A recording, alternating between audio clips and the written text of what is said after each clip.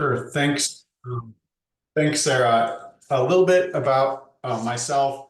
I've been with LeadingAge. I'm the VP of the Center for Aging Service Technologies, also known as CAS at LeadingAge. And before joining LeadingAge, I worked with a home and community-based program in New York City called Self-Help Community Services, where I was the director of resident or client-facing technology. And my office was actually in an affordable housing building. I shared office space with case managers that were helping the residents in affordable housing. So I have some perspective because I shared space with a lot of case managers and case workers in affordable housing for several years.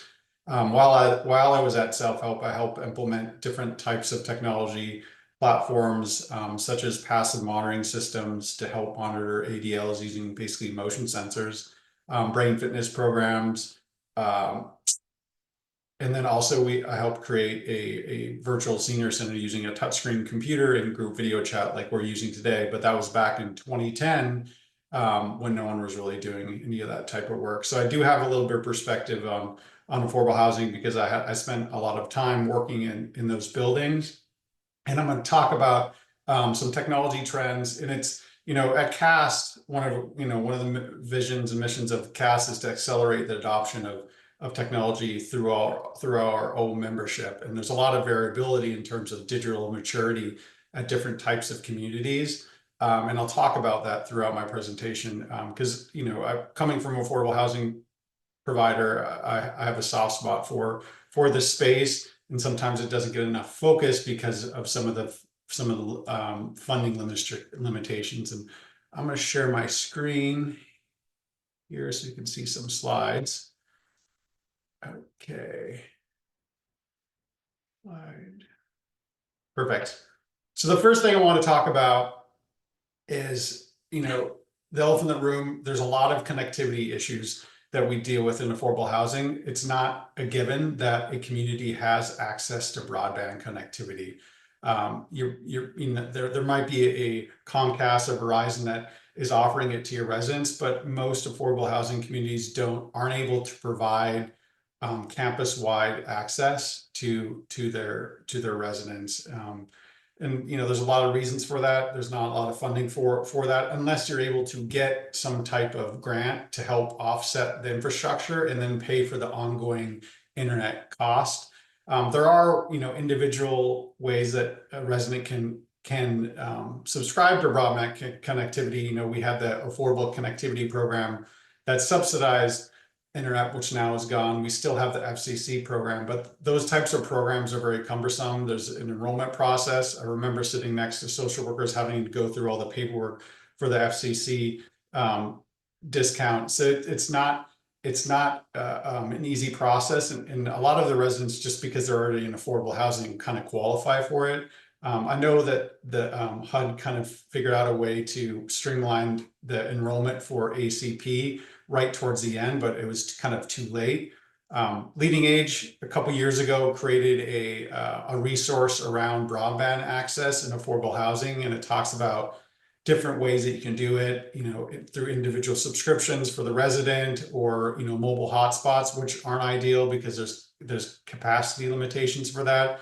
But the most ideal way is if you're able to somehow figure out a way to provide broadband connectivity campus-wide for all the residents. And we have a paper that kind of talks about some of those challenges and opportunities in an interactive guide. If you don't want to read it, it's kind of a summary. And then we have some case studies where providers, some of you might be on this call, that helped kind of articulate how they are able to provide campus-wide broadband through different funding streams or initiatives. So I encourage you to look at that resource if that's something that you're working on.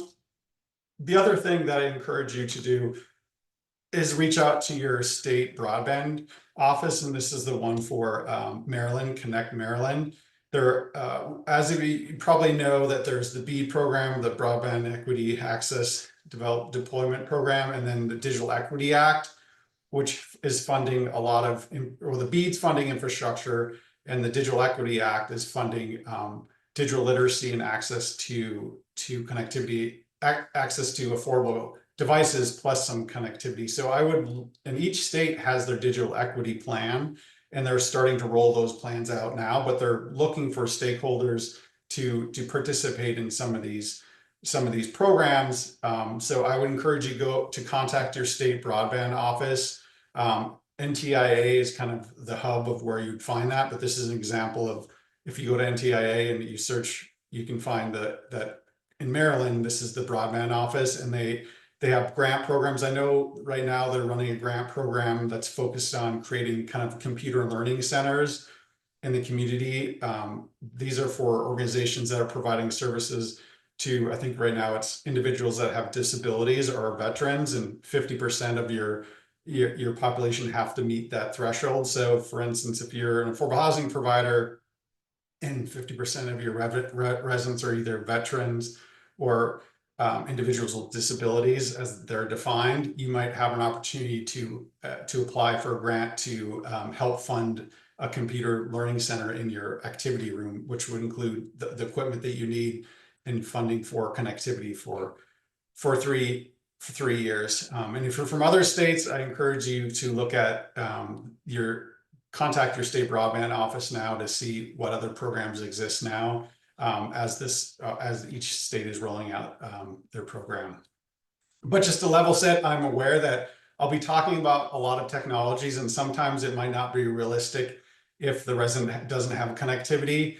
But in general, I just want to put this up front. Not everyone has access, and that's one of the barriers that it's different when I'm talking to some larger communities like a light plan community that has funding to provide that campus Wi-Fi. Not all affordable housing communities have that. But today I want to talk about like some broad categories and technology trends in affordable housing, and they're kind of bucketed in these main kind of categories around communication and engagement, safety and security, learning and contribution, and health and wellness. And the first thing I want to talk about, older adults want to feel safe wherever they're at. And, the traditional technology that you will continue to see that older adults are using is these personal emergency response systems, basically a pendant that you press when you need help. You can see one in the upper left-hand corner. When you press that little receiver, after maybe 30 seconds, someone will come on and say, hey, are you okay? And if you're not, you can request help.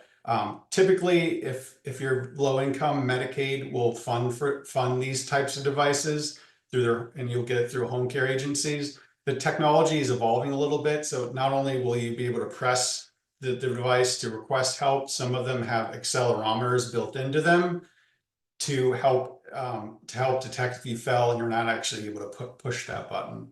Below it is another example of a emergency call system that is not primarily used in the home, but it can be used anywhere. It's mobile. It's cellular enabled. This is from a company called Great Call, and wherever you're at, if you press that little button, you can request help. The other thing that you're starting to see is this convergence of kind of purpose-built technology that's for older adults, and then consumer-based technology, and how consumer-based technology is starting to include features and functionalities that are similar to these purpose-built technologies, such as fall detection. So if a resident has an Apple Watch 7 or above, it has fall detection built into it already. So if you fall, as you can see on the screen in the middle, it'll ask you, are you okay? And if you don't swipe to the right, it'll call 911. Similarly, it has a gait assessment built into it as well. So there's a lot of features that are built into smartwatches and smartphones that can be activated that have the similar benefits that some of these purpose-built technologies already have. And more older adults, even regardless of income, are starting to adopt more of these smartphones and smartwatch devices as well. And you can see on the bottom right, there's a notification when someone had a low walking steadiness, because your phone can actually track that as well. And when you see on the bottom where you see emergency SOS, I don't want anyone to do this because it's happened before, but if for some reason you need help and if you press the lock button on your phone, don't do it at home, 5 times really fast, your phone will make a very obnoxious noise and start counting down from 5, 4, 3, 2, 1 and call 911. It's just a way that if you need emergency, someone's bothering you and you want them to scare them away, it's a great feature that's built into your phone to do that. And I usually tell older adults or anyone that's interested in safety technology that there are features in your consumer-based technologies that you already have that might be helpful. And if you do that by accident and you hang up, 911 will call you back to make sure you're okay. Other technologies, there's wearable devices such as this belt that is basically an airbag. So if you have residents that are really at risk for falling, this airbag deploys as you're going to the ground. And also there's sensor-based technologies. And I mentioned before, not everyone wants to wear a pendant or a smartwatch because of the stigma of it. And the reality is that those personal emergency response buttons or pendants that are sometimes paid through Medicaid, the majority of residents or older adults that have it, I'd say about 50% don't actually wear it. It's in a drawer, it's hanging up somewhere. So there is a little bit of education that why it's important, why they have it, and why they should be using it. But these passive monitoring systems are great for people that don't want to have to worry about wearing something. These are sensors that are kind of embedded in your environment. They allow to track whether or not you're eating, whether or not you're getting up in the morning, whether or not you're going to the bathroom a certain amount of times, and it really can't tell the difference between you or anyone else. But there's still a perception that someone's watching, and so that's partly why this technology still hasn't been widely adopted. It's on the margins, but it still has a lot of value, especially for individuals that want to have that extra safety net. So when I was at Self-Help, we would deploy the active personal emergency response systems, the pendant, and also a system that doesn't exist anymore called Quiet Care that would use these sensors. So a resident that wanted to have a robust safety net with an active button plus passive would have this, but it wasn't always easy to sell because they didn't really understand the technology and how it worked. And a lot of times it explained to them it's the same type of technology that when you walk through a doorway that has an automatic door, there's a sensor there and it opens the door when it knows something that's big and warm is in front of it. And that's what the technology is kind of doing as well. A lot of times the technology adoption was higher if residents that have had the units understood the value and appreciated it. That I would encourage with any technology, if you have a kind of a high user or a technology ambassador that gets it and understands it, use that resident to advocate others to sign up for that type of service.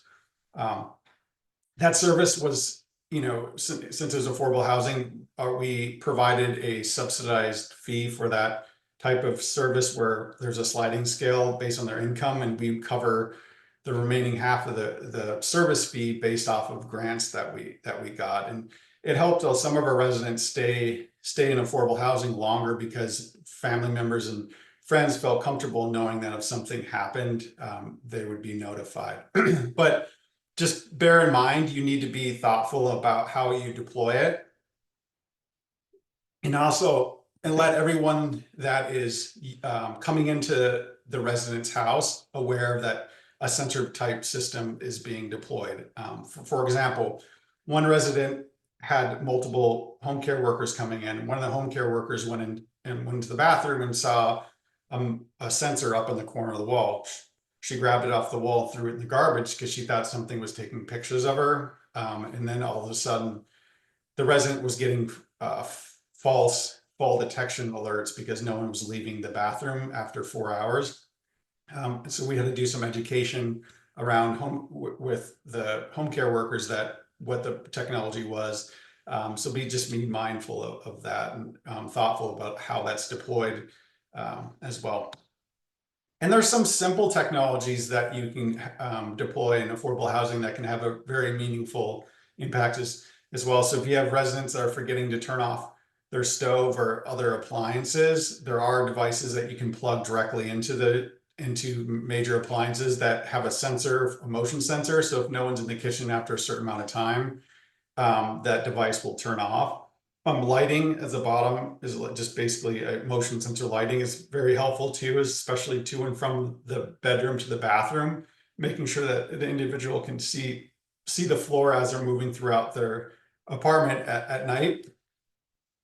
And then technologies to help with health and wellness. When I was at Self Help, we deployed some telehealth kiosks in a community room down in the lobby, because we had 300 residents living there, and we were able to get grant funding to help our residents chronically manage their diseases through passive or remote patient monitoring, where residents would come down, they take their blood pressure, glucose, and that would be uploaded, and nurse would analyze it. But also there would be a screen that would give them health literacy content that was specific to whatever chronic disease or illness that they were dealing with, to help educate them on those types of items. So not only can you help an individual manage chronic disease through remote telehealth, but you also can provide some type of health literacy through some of these platforms. And the device you see in the middle is called Hygiene. You're starting to see more of these units out in the community. You'll see those in grocery stores and pharmacies, and it's a little bit more robust than just the standalone blood pressure cuff you traditionally see in a pharmacy. This has a screen where you can log in or scan a code to create a profile. So every time you come, it's uploaded to the cloud. And not only does it take the blood pressure through the cuff, but it takes your pulse off by grabbing the little metal bars up by the screen. And when you're sitting on that bench and you pick your feet up, it actually takes your weight as well. Medication management technologies. There's a lot of tech out there to help with that. Very simple ones like apps that you can install on your phone that help with daily reminders. There's an alarm clock that has multiple alarms that will help you cue when you need to take medications. And there's more robust systems that are more locked, and these are typically used for individuals living with cognitive impairment, where they're at risk of taking too many medications. And these devices usually dispense medication at the right time, the right amount, and they come in a little pouch, and you take it. A lot of times it's hard to actually know if they take the medication itself without a video, but the best thing is if they actually picked it up, you're assuming they might have taken that medication as well. Social connectedness engagement technologies are super important as well. These are technologies that help enhance the communication, your current family and friends, and also broaden your social circle through engagement technologies. And there's a lot of technology that, like tablets and smartphones that are more accessible because you can change font size, voice recognition, screen readers, visual cues. There's a lot of things that enhance the ability to older adults to interact with technology. You don't have to use a keyboard or mouse. You can use touch, you can use voice, you can, so that there's a lot of different ways to interact, which makes it easier. You're meeting the resident or individual where they're at. Here are just some examples of social connectedness engagement technologies. On the upper left-hand corner, the Jitterbug. This is a simplified smartphone that also has emergency response built into it. Simple phone. You see to the right of that, Echo Show. A lot of individuals and family members are using kind of these digital displays to do video chats, and some of them have a feature called I'm blanking on the name of it. Anyway, it basically allows you to jump into a call without having to initiate a call. And Amazon Echo allows you to do that, but it doesn't allow you, it doesn't require the end user to touch anything. So it almost turns in the Echo Show like an appliance where it's sitting on your desk. It's called the drop-in feature. If your family member or friend wants to talk to you, they can just hit a button and automatically be on the screen. That has pluses and minuses. The minus is you can't control when someone does that. The plus is the older adult that might not want to have to deal with answering a call doesn't have to do anything. So there is ways to make it easier or harder to interact, but some older adults would rather it be an appliance where they don't have to touch anything and it just automatically works. You can see here in the middle, there's a little screen with a device with light on its head. That's called LEQ. That's used to help older adults living by themselves stay socially connected by reminding them of activities that are going on. That little device is kind of a robot that will ask you questions and has voice recognition and can kind of see what's going on in your apartment. Those have been deployed through the New York State Office on Aging. I think they deployed about 700 of them and paid for it throughout the state, and have been demoing those. So you're going to start seeing more of these AI-based robots that are helping older adults that want to stay in their home, stay socially connected, engaged, and these AI tools can help facilitate finding out what's happening in the community if they want to go out and go to an activity at a senior center, or if they want to make a video call with a family or friend, that they'll make that a little bit easier. On the right, there's a company called Memory Lane TV. So there's purpose-built technology that's being specifically targeted towards individuals that are living with cognitive impairment. So this is an app that goes on Apple TV or a Fire Stick, and it's content that is relevant and meaningful to someone that has mild cognitive impairment. And it's not confusing to use, so it might be irritating to watch normal TV, but this has specific content that will help calm down and have an enjoyable experience for someone living with mild and cognitive impairment.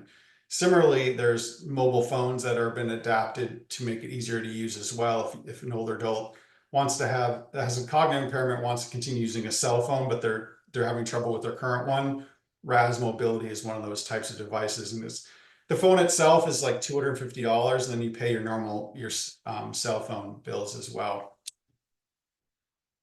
This is a screenshot of the program that I helped start back in 2010 called the Self-Help Virtual Senior Center, where with Microsoft Corporation, the Department for the Aging of New York City, and Self-Help, the organization I was working for back in 2010, we wanted to look at how could we connect homebound older adults through group video chat and a touchscreen computer in an engaging activity.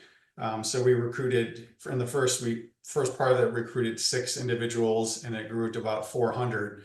And the thing that made it really, the technology was important, being able to put something in someone's home, and with the 30 minutes of training, they were able to turn it on, touch the screen in a couple places to enter a group video chat. But it's not like the activities weren't like a presentation. They're meant to be facilitated by a volunteer, where that volunteer made sure most of the older adults that are participating had a chance to speak up and build relationships and have a network. And it really showed me how technology can create a unique experience for people that physically can't be next to each other, but they can virtually build relationships as well. One of the things out of the pandemic was these types of programs are more common. It's because everyone had to pivot to online programming. People are used to this type of technology. So community-based organizations are more likely to not only offer activities in person, but also offer virtual programming as well. Here's some simple assistive technologies that can be very impactful. The bottom one on the bottom left is a caption telephone. I don't know if everyone knows this, but when you pay your telephone bill, there's a relay tax that you pay, and that relay tax helps pay for caption services, which is provided by the federal government. So if you're hard of hearing, the federal government will pay for a caption services for you. So companies like Hamilton Captel will send you a caption phone like you see on the bottom, and they will collect money from the federal government to provide you voice to text speech. So this can be very impactful for residents that are hard of hearing, because what does someone do that can't hear what they're being asked? They tend to disengage. So if someone calls me and says, do you want to go X, Y, and Z, but I don't really hear what it is, I'm less likely to do it. But if you're not only able to partially hear, but you can see it on the screen, you're more likely to be socially engaged. And hearing loss is a risk factor, being socially isolated. And I always, whether I'm doing presentations to providers or older adults themselves, I want to stress that some of these technologies, like this one, is freely available to everyone, and it doesn't cost anyone money. It just requires them to reach out to a company that provides the service. And the reason why you don't hear about some of these things, the federal government kind of restricts how aggressively they market this service. So that's why you don't see a lot of commercials or advertisements about it, because they limit that. And sometimes people think if something's free, there's got to be some catch. In this case, there isn't really a catch. It's a service that's been around for a long time, and I encourage people to take advantage of it. Phone flashers, people that are hard of hearing, and other types of flashers, or where the doorbell rings, can have a huge impact in knowing when someone's visiting. I know couples that, one couple likes to read at night, the other one likes to listen to TV at volume 99 at night. So that stuff like these wireless headphones, they're like $30 that plug into the TV, so someone can listen to TV without having to blare it with their loved one or their neighbors, can make a huge impact as well. I know some communities might not have the resources to provide connected devices, but there are communities like 2Life that have created kind of a loaner system where they'll purchase iPads for the community, and they'll loan them out at a certain amount of time. So individuals that might not have connectivity or the devices, the affordable housing community can loan them out on a weekly or daily basis to provide that. And this is a case study of where that happened. There's a lot of different ways that you can get rides to and from different locations. GoGo Grandparent is basically a cell phone that you call and organize rides using ride sharing services, but you actually talk to a human person to do it. So an individual that has GoGo Grandparent calls a number, the older adult coordinates a ride, and a family member or a community might be paying for that service and gets billed directly, and the older adult doesn't. So I know some individuals, especially family members that are far away, that want to be able to help offer transportation to their family members, but in a way that they're used to, are using that service. And Uber Health is another one where you can use the fleet of Uber drivers and have a dashboard to request rides for your residents or the individuals that are taken care of. And not only do you have access to, request rides, but some of these drivers and vehicles are equipped to deal with individuals with disabilities, or understand that the clients that they're picking up may need more time to get into the car, or assistance as well.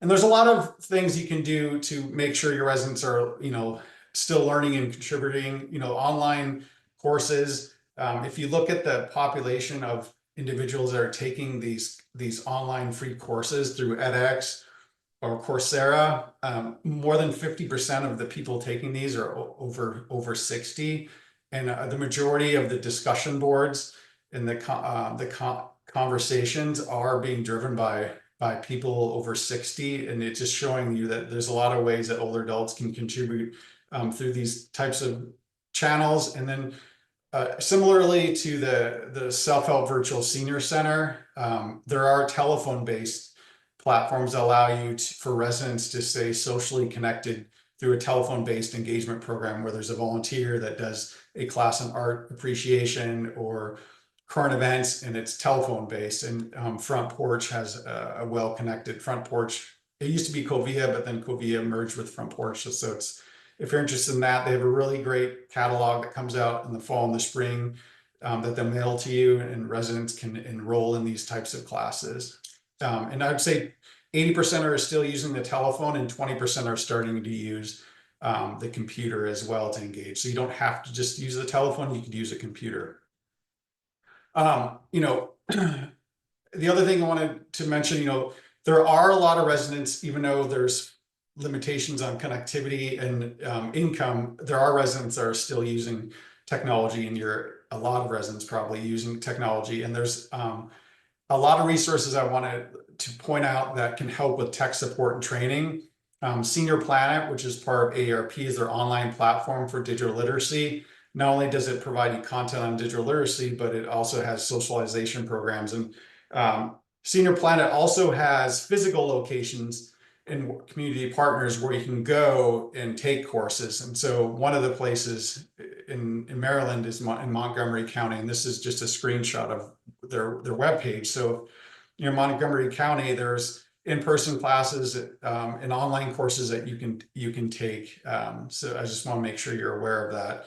Senior Planet and the one on the right, Cyber Seniors, both have 800 numbers. So if you have a resident that has a tech question and you can't deal with it, you can give them an 800 number where they can call and get assistance as well. Cyber Seniors is more of an intergenerational digital literacy program where they work with community partners to help like high school students and college students do digital training for older adults. There was a documentary that came out about 7 years ago that kind of highlighted this program. Some of you may be aware of that. I'm on an advisory board for that program as well. Here's some cybersecurity resources that you should be aware of if your residents have questions or you just want to share some resources. That there's some great resources from the National Cybersecurity Alliance. The FBI has a great website listing of like what are the common frauds that are happening. So does the FTC. And at the bottom there, the National Council on Aging just recently released a resource around what are AI scams and a guide for older adults, and really it does a really good job of breaking it apart of like what is deepfakes and how does this work, because AI is great, but it's also been great for bad actors in terms of being smart about how they deceive people. And so there's more resources coming out, and these are something you should be aware of and share with your residents about how to protect not only your staff, but the residents living there from some of these attempts. The other, I wouldn't be able to talk about technology trends without addressing artificial intelligence. There's been a lot of buzz around artificial intelligence in general, and the thing that I think you should be most focused on are these large language models. And when I say large language models, these are tools that are able to kind of translate and predict and generate human sounding text based off of prompts. And the three big ones that you're probably aware of are Claude 3, Google Gemini Advanced, and ChatGPT 4o. And what makes these very unique is they're primarily free now. Like ChatGPT 4o, the most updated version, you can use it for free. Even Microsoft Copilot, the web-based version, is available for free as well. There is limitations on how many prompts that you can use, but it is still a free tools. So there's no limitation in terms of having access and having a fee to pay. But I want to emphasize how important these tools are, because how it can help out with your workforce and being more efficient. So very quickly, Boston Consulting Group did a research study where they gave 800 of their consultants as tests, where they had 18 realistic tasks of deploying, launching a new shoe, and half the consultants, 400 of them, didn't get to use ChatGPT. The other half did. The half that did scored better on the quality. They were faster and got more work done, and without barely any training.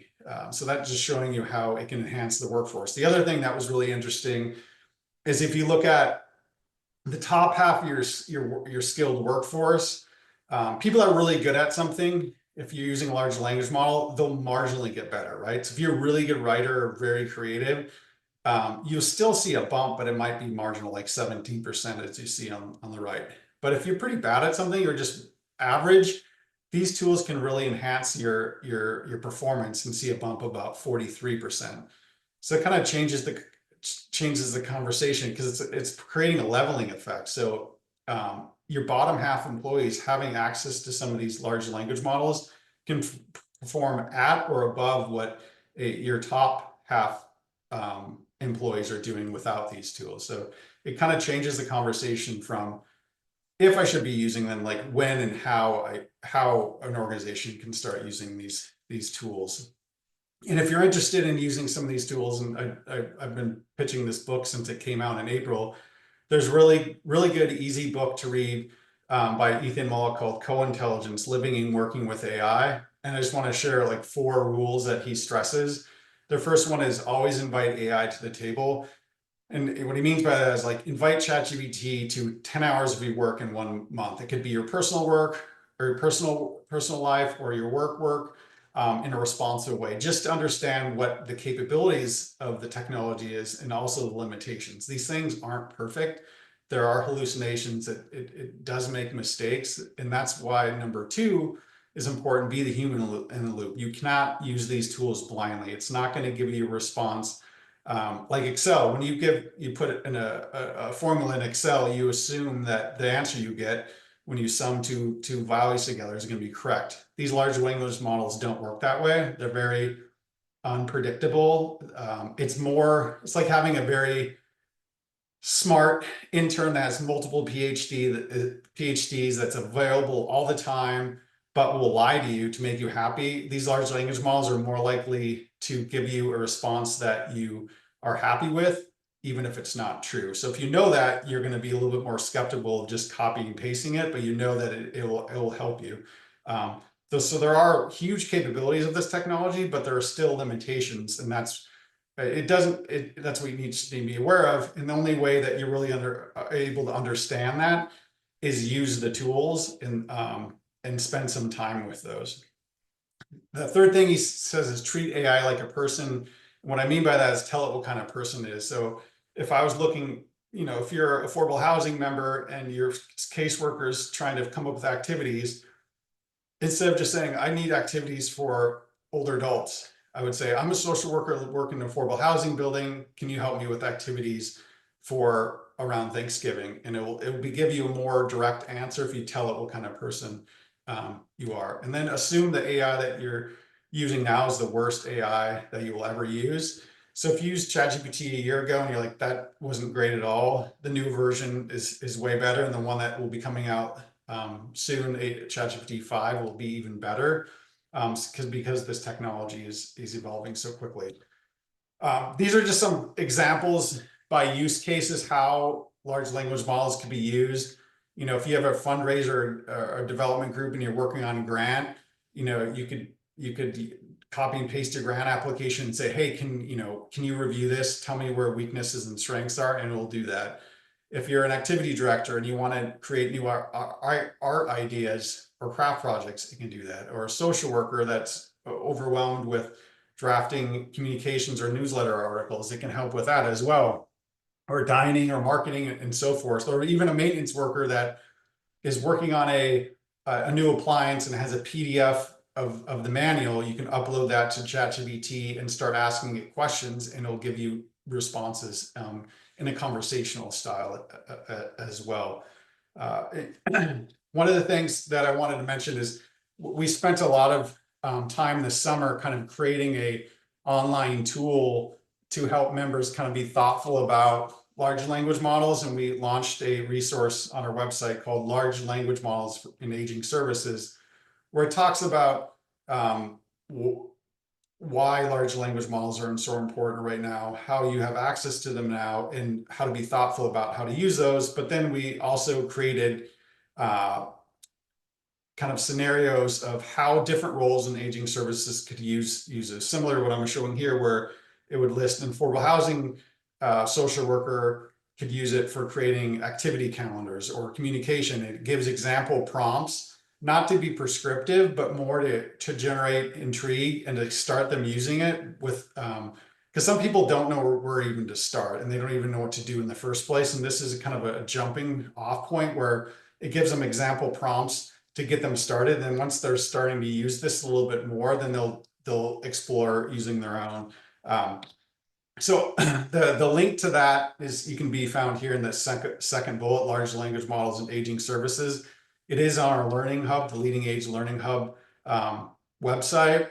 We have a lot of resources on our CAST website too. If you're interested in safety technology, social connectedness technology, or even resident tech support and training, we have resources. So before you're thinking about any type of technology initiative, I encourage you to look at the CAST resources, because it will save you some time, and I can help with connections as well. Tech Enhanced Life is a great resource for older adults that want to get an idea of how their peers might feel about different technologies. This is a group in California that does kind of peer reviews of technologies from the older adults perspective. The FCC Lifeline program, I hope most of you are familiar with that. That provide subsidy to broadband connectivity. There's a link to the Apple accessibility features. Able Data is a great website for assistive technology. It's a database that will give you information about what assistive technologies are available. And on that same note, the AT3 Center, I don't know if everyone's familiar with the AT3 Center. It's a repository of all the assistive technology programs. So ACL and HHS funds the assistive technology programs in every state. And the AT3 Center is a place you can go to find out about where your assistive technology program physically exists. So, you click on the website, you click what state you want, and then you can contact that state assistive technology program to learn about what programs and offerings they have. It could be a place that you send your residents that might need assistive technology, or it could be a resource where you invite them into the community to do presentations to talk about how they can help you get a caption telephone or grab bars or other types of assistive technologies. And they have programs available to help subsidize those as well. So I just want to make sure everyone is aware of those.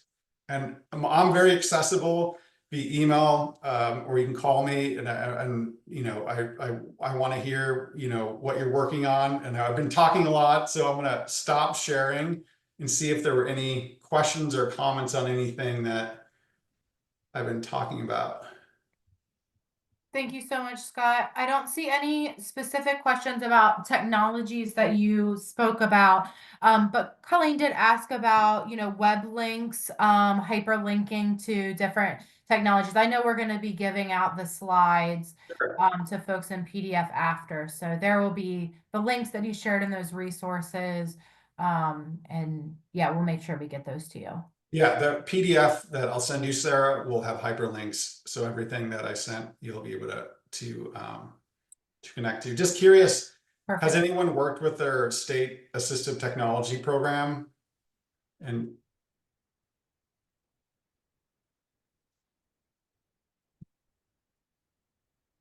You can feel free to unmute as well. yeah, no. Curious if there's anyone that would be willing to share either in the chat or unmute for the last 10 minutes or so that we have on any technology that you're using or your residents are using within affordable senior housing that has, been really successful.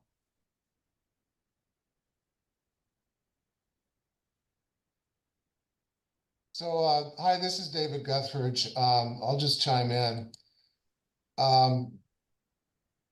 We are crawling right now instead of walking. And the reason why I say that is because our average age is so incredibly high. And we have residents who don't want to get involved, are not interested. We have classes, tech classes, where we're training people how to use an iPad because it's a great entry point, because it opens up so much for them in terms of, the hook that we're trying to use is your grandkids are doing videos on YouTube and they want to send you things. And we try to market it like this. So we have a person, she's really good with the residents, trains them. And when they're complete, we give them the iPad. We were fortunate to have a grant to be able to do this. We're catching a few extra people through word of mouth who are getting interested in it. Yet the reality is it's not taking off like wildfire, even though these are free. But we are looking at the reality that in 2026, Gen Xers are going to be eligible for affordable housing. They'll be 62, the first ones will. And we're just doing everything we can to at least start building our foundation so that when residents come in with already having experience and with more expectations, we'll at least be ready. And of course, as we're doing this, technology is increasing. And Scott, I was just really amazed and thrilled to see the different things that you showed today in your presentation, because it is changing so fast. So just wanted to kind of level set where we're at with it and break the ice for everyone else. Thanks, David. And hi, this is Colleen. I don't know if you can hear me. Yep, we can hear you. Okay, great. I just wanted to let you know that Catholic Charities of Baltimore also the cost is the biggest issue. So about the only thing that the agency has committed to and it's doing on its own cost is to purchase the personal emergency response pendants, bracelets. As that technology has improved, the vendors themselves are beginning to have more of the false sensor technology and beginning to enable it to go off-site, so it's not just within proximity of their unit. But that's really as far as we've gotten.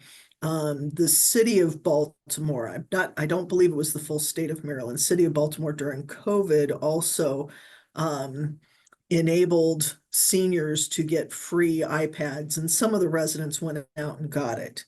But we're still very, very challenged by the people who are having trouble with like their smartphones, people with disabilities and trying to use smartphones and the way everything seems to try and push. Heck, practically every customer service call is like, hey, go to this website, hey, use your smartphone, hey, use this button. And people are still having a hard time navigating those things. People with vision impairments can't find the number to push, 6 or 9 or whatever it is to let somebody in at the front door when it calls their phone number. So, there remain a number of challenges. I am interested to have heard more about the advances that have been made. And Scott, I would just ask you, back when CAST had a partnership with a computer platform that had an assisted, supported tech support, where you could actually partner in a family member and or purchase the package to have 24/7 really good supportive assistant that understood seniors and could walk them Yeah, through the process. Is that still going? there are, so there's like free versions of tech concierge or training that you can get from like Senior Planet, which is through ARP, and then Cyber Seniors, but there's a kind of fee for service model that can do tech, CANDOO. Uh-huh. These are digital literacy providers that will remotely access or via the telephone allow you to provide digital. Okay, but the program that was with that one researcher that was actually putting out the computers and trying to learn how to create that platform, there was a particular vendor that actually sold the laptop, sold the assistance and the training, and was Yeah, doing some the package that together. uh-huh. I'm not familiar. I don't think they're around anymore. Okay. All right, thanks. But I encourage you to use the like Senior Planet and Cyber Seniors and that 800 number from their website for people that are having trouble, or as you mentioned, people not being able to hear their telephone. There are things that like this assistive technology program can help with. Simple assist. It doesn't have to be high tech. It doesn't have to be a tablet or a smartphone. It could be a screen reader or other type of assisted technology that's available. And they will know how to help subsidize that costs. There are programs that help pay for some of these devices, or there's loaner programs for it as well. That's awesome. Thank you, Scott. Yeah, Good to see you. good to see you too, Colleen.